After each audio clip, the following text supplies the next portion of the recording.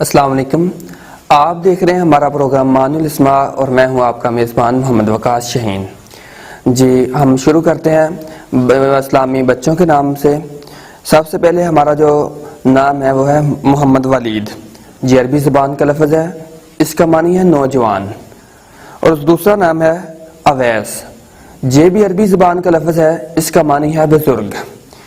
اس کے بعد حبیل، اور یہ بھی عربی زبان کا لفظ ہے، یہ حضرت آدم علیہ السلام کے ایک بیٹے کا نام تھا۔ چوتھا نام شہروز۔ شہروز جو ہے فارسی زبان کا یہ لفظ ہے اور اس کا معنی ہے روشن چہرہ، بادشاہوں کے وقت۔ اس کے بعد اگلا نام ہے طلحہ۔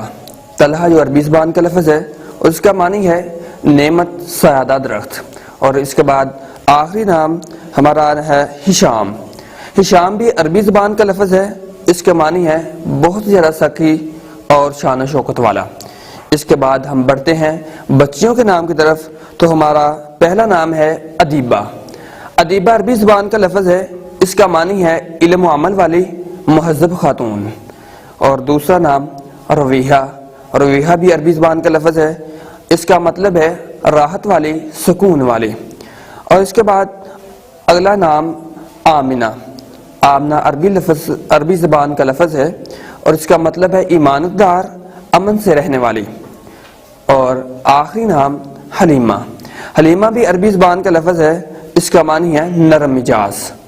اور آپ بھی اگر چاہتے ہیں کہ آپ کے نام کا معنی ہم بتائیں تو ہمارے واٹس ایپ نمبر پہ اپنا نام سینڈ کیجئے یا کمنٹ میں اپنا نام سینڈ کیجئے۔ اگلے پروگرام میں آپ کے نام اور اس کے معنی ہم بتائیں گے۔ السلام علیکم۔